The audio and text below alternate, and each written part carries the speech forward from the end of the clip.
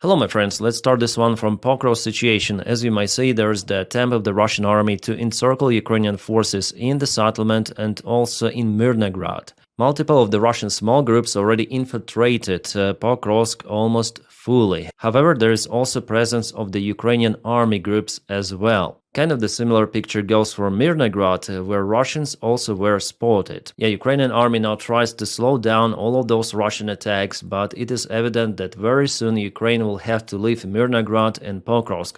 I would say that Ukraine should already withdraw the forces because this bottleneck, it is getting very tight. Well, still there is a wide gray area, so Russians cannot establish their control over Pokrovsk or Mirnograd. But eventually it's gonna happen. Russia attacks there with groups of maximum 3 soldiers.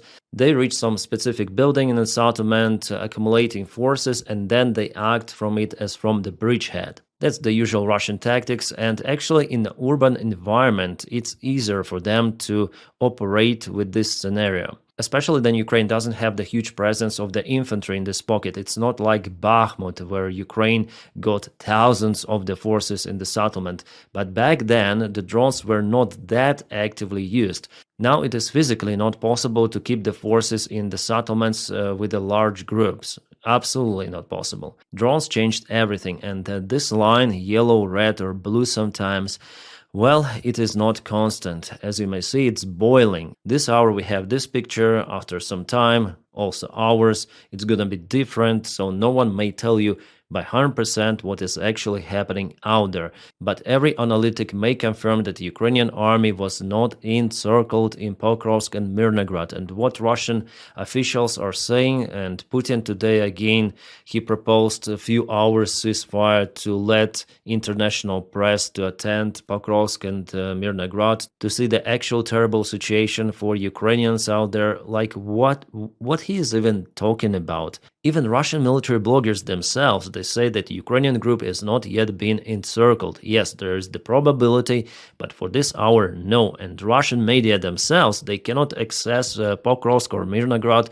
because it is physically not possible for them to go to those areas. It's the battle zone. Well, Putin just believes in this Gerasimov's nonsense that was reported to him, which is crazy. And actually that explains Russian convoy attacks recently, which happened in this direction and also in the south, where Russia lost all of their vehicles. It is simply misunderstanding of the Russian political and military command of the current situation on the front lines. And the local Russian commanders, they misrepresent the situation, telling that they have some of the success, then de facto they don't have it. But finally, they'll have to prove it, and they use all of the available resources to gain some of the ground, but sometimes it doesn't work. That Ukrainian army also has this problem that some of the local commanders, they also tell lies about the situation. And if we speak about Pokrovsk, it looks like the command of the 32nd Brigade responsible for defense of the southern part of Pokrovsk, it gave the wrong information to Syrsky. Well, at least several of the Ukrainian channels, they wrote about that one, but I would put doubt on that because I don't have proofs, like actual evidence, reports. For now, those are the messages, but from kind of the respectable sources. Yeah, sometimes I also speak about the issues in Ukrainian army, but Ukraine now goes on counterattack towards Shakhova. You see, Ukraine dealt with Kucherev Yar, and now it's the turn for this Russian group, which was encircled, to basically surrender or to leave somehow to Mayak, but for that they need to cross the gray area. So it was yesterday, it is today. You see that Russians a little bit propelled towards Vladimirivka, the village that buried lots of the Russian tanks and armored vehicles, but it was just tiny little advancement here. Just look, yesterday, today, with all of those attempts, this ground gain, come on. So this northern part, yeah, I'm very surprised that Ukraine was so effective with this counterattack operation, deploying the best forces, of course, at the proper time. So it was a defeat of Russian army. But finally, Russia has now changed its focus for Pokrovsk a little bit to the south, and they want to gain the ground in Krasny Liman and also maybe to advance to Rodinske. Well, if Russians get to Rodinske, I would say it's like finally over of Pokrovsk and Mirnograd for Ukraine. Even now, I would say that for Ukraine, it is better to withdraw the forces. I already mentioned that. Mainly because of the drones and Russian artillery. You may see that just 3 kilometers left between the gray zones, and Russians may just focus their fire on this bottleneck using artillery, aviation, and drones. So for Ukraine, it will be very, very hard to get out from Mirnograd and from all of those villages in this sector. Yeah, including Pokrovsk also. So yeah, for this agglomeration, I would say it's mainly over. Ukraine will lose it in the coming weeks in a best case scenario or coming days, but still it was holding for more than a year, yeah? Russians stuck there in Pokrovsk, and the only way how Russians were capable to get it is creating this big bridgehead. Well, it helped them, but at the same time they lost thousands of the soldiers for 2 of those big settlements. The last time Russia actually got a big settlement under control was in Avdiivka. Remember, Zaluzhny left his position after Avdiivka was occupied, or during the occupation of Avdiivka, it's better to say. But still, Pokrovsk and Mirnograd, they are not that big settlements as Kupiansk. The situation in Kupiansk is also critical. I don't know, Zelensky said that they were capable to stabilize it. I'm not sure. Russia many times tried to advance to Kupiansk, and only with the help of this bridgehead across the river they were capable to do it from one side.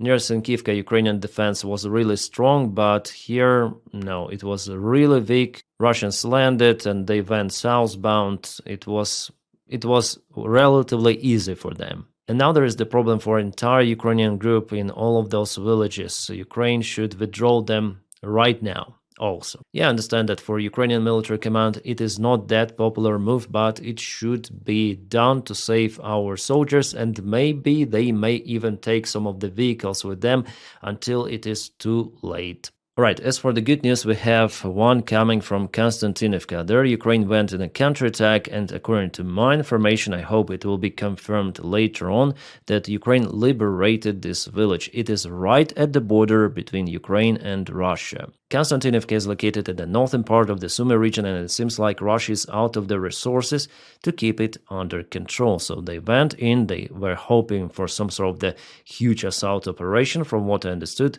because what's the reason to go to Ukrainian Sumy Oblast?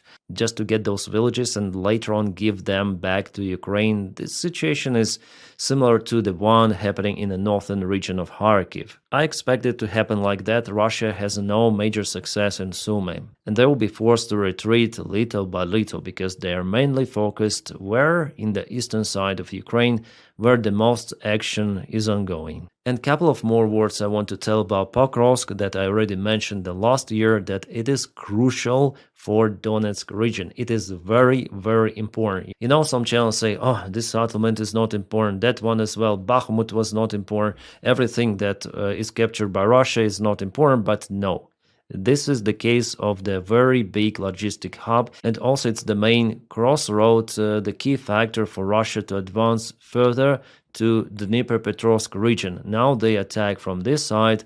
After getting Pokrovsk, I think their ambition will go to Dnipropetrovsk region using this E50 road. I think that finally they will go here, because after all in the Dobropilya direction they have attempts to move, but they're not successful here, losing lots of the vehicles. So I think that the less resistance they would have to move on E50 road, especially then we know that the Ukrainian main defense line in Donbass is still not reached by Russia here. But also as the variant for them is to use this road towards Dobropilya, and from Dobropilya they might go to Kramatorsk. So because it's the major crossroad, Russians might go here to Pavlograd, Russians might go here to Kramatorsk, Russians might take this road and reinforce their group more to the southwest. By the way, we know that Russia even withdraws some of the forces to this direction. I mean vehicles, mostly artillery. In Pokrovsk itself, they operate with infantry backed up by Russian artillery, aviation. That's the main reason why Russia poured so many resources for this exact settlement. But Russia, it also has problems, especially with the new volunteers coming. It's not enough with the current losses they experience on the front lines. That's why I think that Putin will start massive mobilization once again. The order for the previous mobilization was not cancelled, which was back in 2022. Now they force young conscripts to sign contracts with the Russian army. That is how they're looking for the new meat for their attacks. Yeah, Putin doesn't want to announce a new mobilization, but he'll have to if he really wants to continue the war. But I think he will continue, because after getting Porkrovsk under control, he will be even more motivated. In Konstantinivka, Russia tries to use the same tactics as in Porkrovsk, but for now they don't have enough resources for this one. Their main priority is Porkrovsk, but here they have issues advancing from Chasiv Yar. Still, it is very complicated for them, but I see that in the future they'll be capable, after all, to go from Chasiv Yar and also advance from the south here, maybe from Stepanivka if they take it, but I'm not sure. Well, at least from two directions they might go to Konstantinivka. And that is where Russians will have the most losses in all of this agglomeration. Basically, it's the urban environment, goes from one side to another, very dense. The losses for Russians here could be astonishing, astronomical, uncomparable even to Bakhmut. Way more could be here. That's why Putin demanded for Ukraine to surrender this part of the territory, because it's the main defense line for Ukraine in general. Without it, there's simply an open way for the Russian army to reach Dnipro city, Pavlograd, Kharkiv. Yeah, basically this is what defends Ukraine. After it, Ukraine will not have enough resources to hold Russia as it holds it right now. So Putin wants somehow to collapse this front line, and he's sure that later on he'll be more successful. Maybe that's the main goal and the strategy of Russia. We'll see after Pokrovsk if Russians definitely could advance faster than usual. We'll see. And also Russians push in this direction, Dnipropetrovsk. As you see, there are no changes actually for today. Oh no, I see it. There are some of the changes. Russians moved from Poltavka. Yeah, it is yesterday, it is today, and also they go in Novomykolaivka just a little. Here it is a big advancement, and you might see that in a less dense territory, Russians actually gain more ground. Here the main defense of Ukraine goes alongside this river. But actually Russians hit Ukrainian positions even in Pokrovsk. There is the bridge, I think it was destroyed. Let me check out some of the drone images. Yeah, this is Pokrovsk. Before Russians destroyed already this bridge, and now they operate with FPV drones. So this FPV drone was flying there, and there was the Ukrainian pickup truck. Yeah, I saw this video before. It was published today, and it was hit. Yeah, the supply vehicle quite far away from the front lines. Nevertheless, Russians operate with those fiber optic control drones, which they obtain, components for those drones Russia obtains from China. And actually everyone may order those kind of the fiber optic coils from China. Here's, for example, some sort of the TikTok channel. I got it in my recommendations somehow. And here we click on the video, I see a drone and coil, it goes, yeah. So depends what you need. You have 5-kilometer range, you have 10 more. I saw like 60 kilometers. They even sell 20 kilometers. This is the drone that flies with this coil, and judging on contacts, it's definitely China.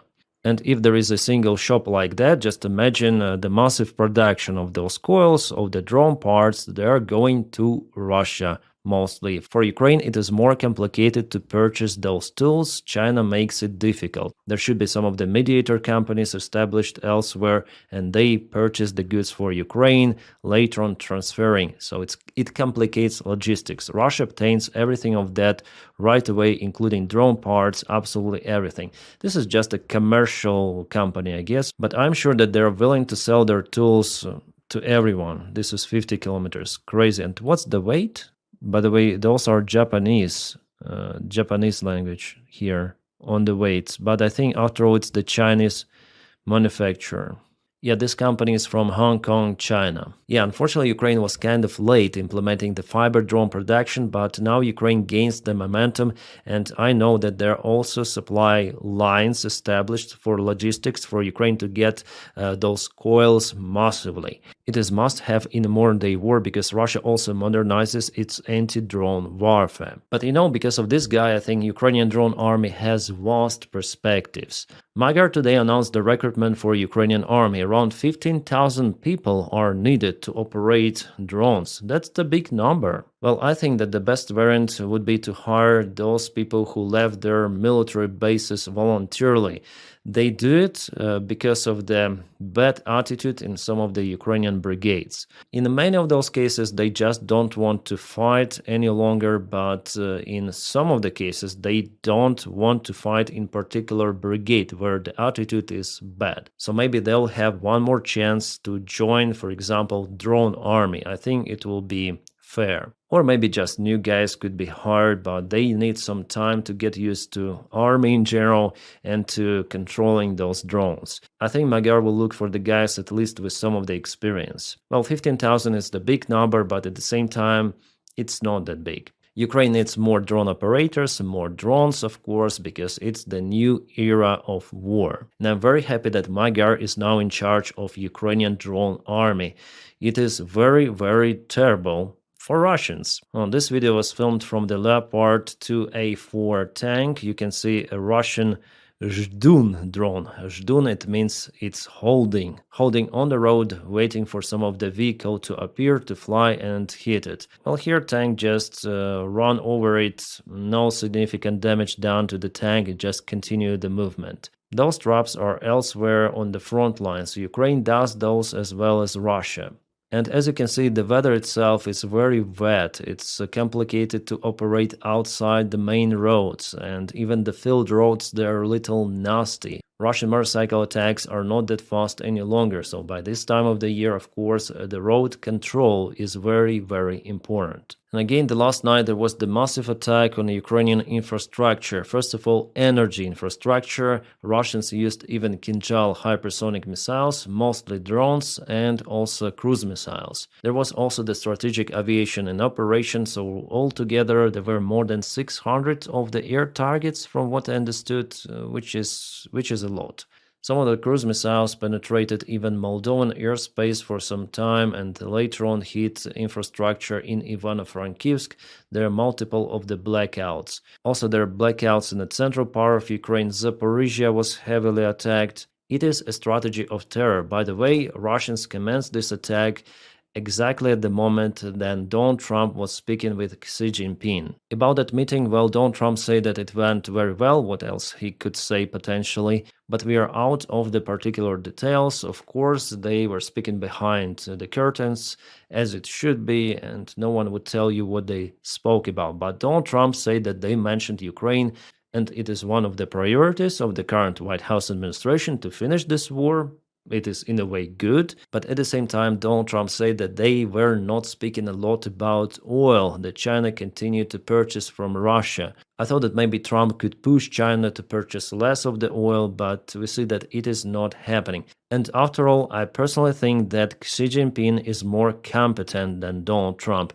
Yes, he is a dictator, he is a nasty guy, but he is more competent. I'm sure about it. So how to outplay Xi Jinping, I think Trump cannot do it. And for China in general, this war is very, very profitable. First of all, West is now mostly concentrated on Russia, and China may do its parallel game. Plus, because of the Russian fossil fuel market is so restricted, China is able to purchase gas and oil for way cheaper price. But that price is still okay more or less for Russia to maintain its economy. Also, in the current situation, China increased its influence on Russia, internal politics of Russia also.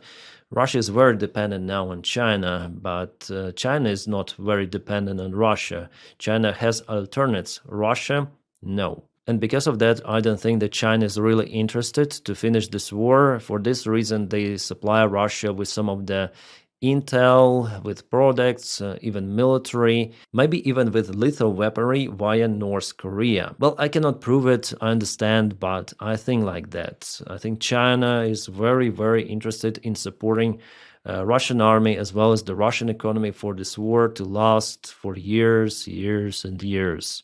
This scenario is not good for Ukraine at all because Ukraine cannot sustain this kind of the long war without the adequate support from our allies. And yesterday evening, Donald Trump published this post. The United States has more nuclear weapons than any other country. Well, actually, on paper, Russia has more, but maybe America has more ICBMs and Russia more tactical nukes. Well, it's the question who has more of something. They're more or less equal 5,000 with something warheads for each country. In China, for now, there are 600 of those warheads. This was accomplished including a complete update and renovation of existing weapons during my first term in office, of course. He saved America for the first time and now he's saving it for the second time. Because of the tremendous destructive power, I hated to do it but had no choice. Russia is second and China is distant third, but will be even within 5 years. Well, in 5 years, China plans to have 1,000 of the warheads, which is still less, at least by 5 times less than Russia and the United States. Because of other countries' testing programs, I have instructed the Department of War to start testing our nuclear weapons on equal basis. That process will begin immediately. Thank you for your attention, blah blah blah. Well, even though China is mentioned here, but it is mainly a response to Russia, because Russia is so active with its Wunderwaffe, Burevestnik, and this some sort of the nuclear torpedo. Clearly, Donny doesn't like it. He understands it as the personal assault from his ex-friend Putin, and he wants to conduct the nuclear exercise, which is not kabooming the nuclear weapon itself, like those warheads. No, I think if he says equal basis, it means that there could be some of the ICBMs launched